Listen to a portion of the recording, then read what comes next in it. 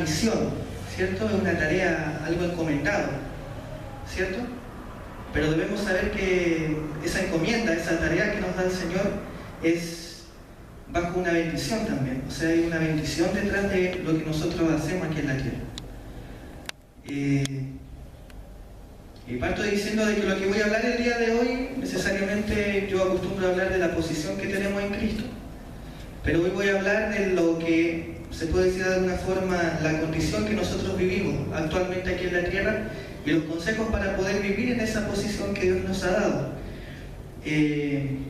Como les dije, por título el tema lleva la misión encomendada es bendición, o la tarea encomendada de parte de Dios es bendición para nuestras vidas.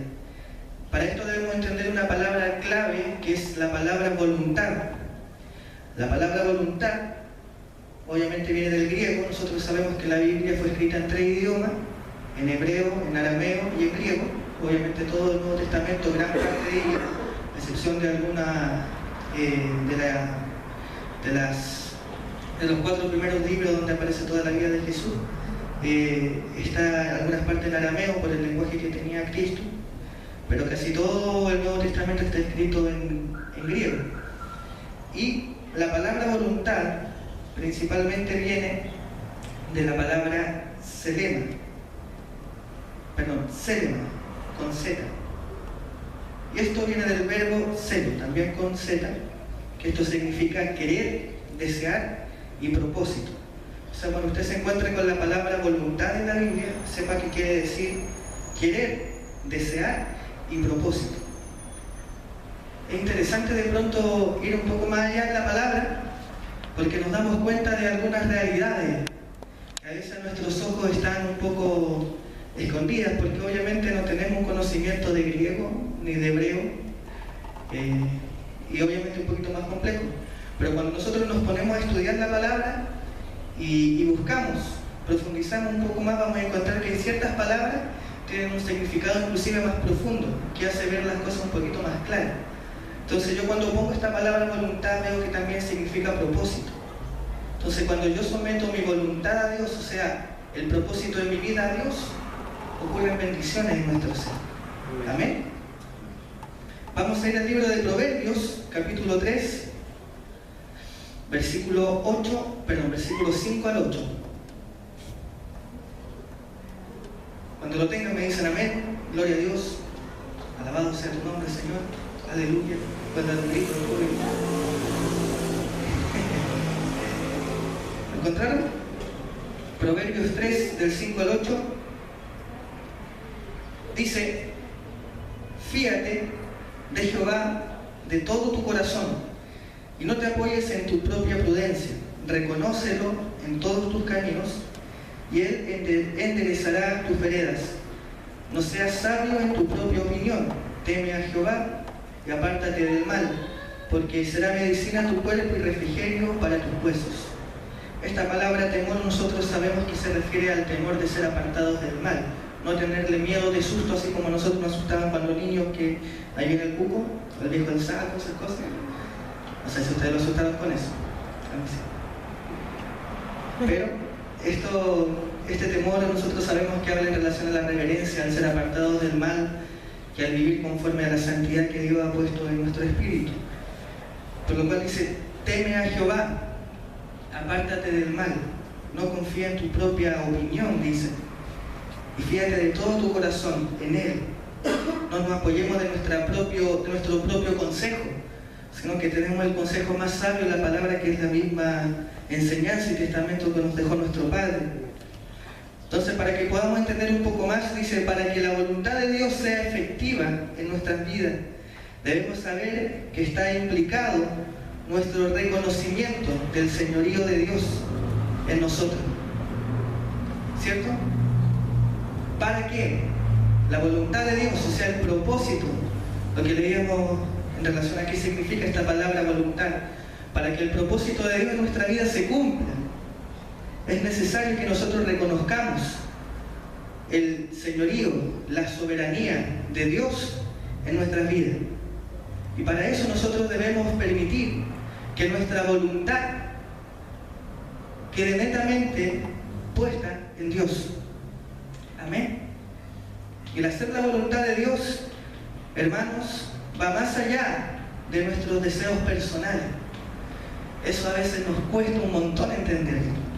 Vamos a ir al libro de Lucas 22:42. Nuestros hermanos que están atrás pueden abrir su Biblia. Lucas 22:42. Dice, diciendo, Padre, hablando Cristo, obviamente Jesús, si quieres, pasa de mí esta copa, pero que no se haga mi voluntad, sino la tuya. Y ese versículo usted lo va a encontrar en casi todos los evangelios, pero en definitiva dice lo mismo. Señor, que se haga tu voluntad, tu propósito. Nosotros muchas veces vemos fracaso en nuestras vidas, vemos dificultades, aún nosotros mismos le añadimos más dificultades a nuestras vidas cuando no andamos en el propósito de Dios. Repito, nosotros muchas veces le añadimos mayor dificultad a nuestras vidas cuando no andamos en la voluntad de Dios. ¿Cierto? Por eso, tal vez el deseo de Jesús como humano era distinto. O tal vez él sentía que como hombre no iba a ser capaz de soportar el dolor, no iba a ser capaz de aguantar todo el flagelo de la humanidad en él. Usted cuando peca, ¿cierto? Cuando usted se equivoca, sus sentidos se constriñen, ¿cierto? Usted ya sabe cuando está haciendo algo malo, ya como que siente un poquito familiar su sentido al pecado. ¿Me dejo entender? Nosotros cuando pecamos, cuando nos equivocamos, como que nuestros sentidos se constriñen. Y cuando vamos pecando una y otra vez, como que esa sensación ya, decimos, ya la he vivido antes. Ya he sentido esto antes, cuando me he equivocado. Imagínense a aquel que nunca pecó, hablando de Cristo. ¿Cómo se pudo sentir? Entonces usted sepa que todas las cosas parten por lo espiritual.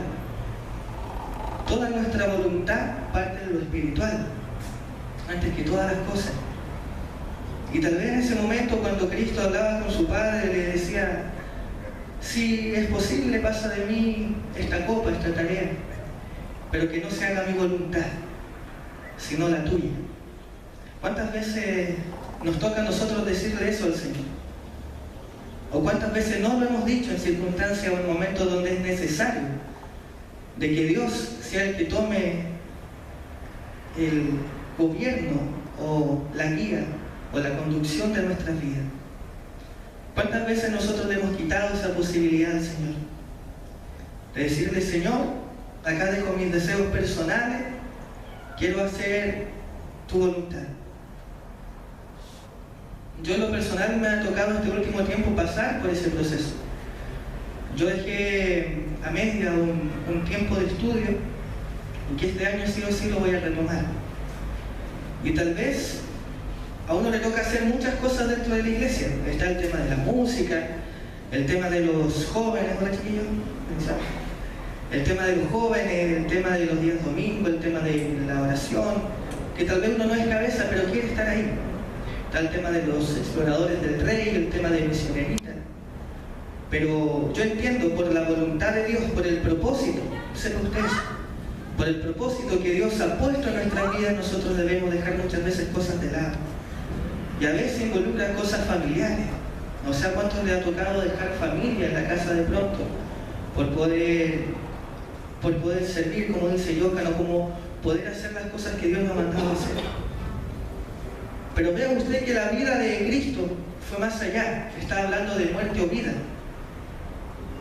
Y eso no trasciende solamente en Cristo, sino también en nosotros. Nosotros, cada decisión que tomamos es una decisión de muerte o de vida. Así de trascendentes son nuestras decisiones y nuestra voluntad, nuestro propósito.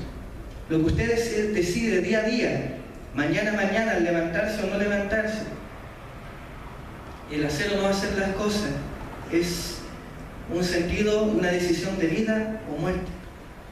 No quiero ser exagerado, tal vez usted no lo entiende de esa forma, pero véalo por medio de la palabra. Cada decisión que Cristo tomó en la tierra y Él es nuestro modelo a seguir. Fue una decisión de vida o de muerte.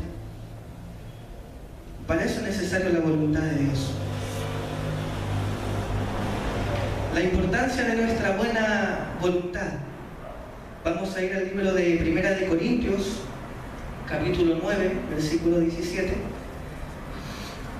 Primera de Corintios, capítulo 9, versículo 17 al 19, hablando de la importancia de nuestra buena voluntad, de nuestro buen acceso a hacer las cosas de Dios. Primera de Corintios 9, del 17 al 19, dice: por lo cual, si lo hago, está hablando Pablo acá, dice: por lo cual, si lo hago de buena voluntad, recompensa tendré. Pero si de mala voluntad la comisión me ha sido encomendada, ¿cuál pues es mi galardón? ¿Cuál pues es mi galardón? Que predicando el Evangelio presente gratuitamente el Evangelio de Cristo, para no abusar de mi derecho en el Evangelio, por lo cual, siendo libre de todos, me he hecho siervo de todos, para ganar a mayor número. La consigna, la clave del Evangelio, chiquillos, la clave del Evangelio, del poder predicar la buena palabra, predicar a Cristo. Nosotros no predicamos otra cosa que no sea Cristo, es la buena voluntad.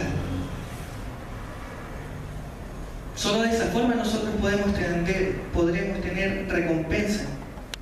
Porque Él decía: yo me he hecho siervo de todos para alcanzar mucho más de lo que he alcanzado hasta el día de hoy. Y esa es mi recompensa. Nosotros muchas veces, y mal lo hemos entendido, de que predicando la palabra de Dios vamos a lograr añadidura, y eso lo vemos nosotros como la bendición de parte de Dios. Pero la Biblia es clara al decir y al dar una diferencia en relación al que Dios nos bendecirá, al decir que Dios añadirá juntamente con su bendición. Vea usted que la bendición de Dios trasciende mucho más de las cosas materiales. Nosotros debemos saber que nuestro propósito aquí en la tierra no es solamente, o no es simplemente, para decirlo de mejor manera, el tener una casa, un auto y tener todos los estudios pagados de nuestros hijos y poder ir a la tumba y morir tranquilamente. Nuestro propósito aquí en la tierra va mucho más allá de eso. Amén. Amén. Amén. Tan cansado. Nuestro propósito aquí en la tierra, chiquillos, va mucho más allá de esas cosas que son simples. Usted puede hablar con gente muy adinerada, gente de muy buen pasar económico, pero pregúntele cuál es el propósito de su vida. Y no van a saber qué responderle más que el tener una empresa grande, ser exitoso en sus negocios. Pero hay mucha gente que tiene su vida destruida. Familiarmente, ellos están destruidos emocionalmente. Y es porque no han entendido que el propósito de nuestras vidas es distinto. Recuerden que hay un vacío tremendo en el hombre que no es de Dios, en la mujer que no es de Dios, que no le ha aceptado a Cristo. Y nosotros hemos llegado a Cristo por esa razón, porque teníamos esa necesidad en nuestras vidas de poder conocerle, de poder saber quién era y cuál era el propósito que Él tenía para nosotros. Yo no sé si usted algún día podrá volver atrás. Yo pensé que se iba a levantar alguien como Pedro, ahí impetuoso, decir. No sé si usted algún día ha pensado en volver atrás. Más de alguno lo ha pensado. Pero en la práctica, ¿sería capaz de volver atrás? ¿De estar sin Dios? Yo creo que sería lo más terrible que nos podría pasar. Hay mucha gente que lamentablemente ha tenido desilusiones, ha tenido problemas dentro de las iglesias, ha tenido problemas más allá inclusive de temas complicados, cosas difíciles. Nosotros sabemos a lo que voy. Pero qué importante es no desviar nuestra mirada. Nuestra mirada siempre tiene que estar puesta en Dios, en su Hijo, en su sacrificio, en el propósito que Él tiene con nosotros y en la piedra angular que es Cristo. Si nosotros no desviamos nuestra mirada del Señor, créanme que todas las otras cosas son superables. Amén. Por eso, cuán necesario, cuán importante es que nuestros deseos personales queden fuera cuando nosotros requerimos que la voluntad de Dios se cumpla. Y cuán importante es la buena voluntad de nuestras vidas a la hora de poder enfrentarnos a este Evangelio y predicar el Evangelio.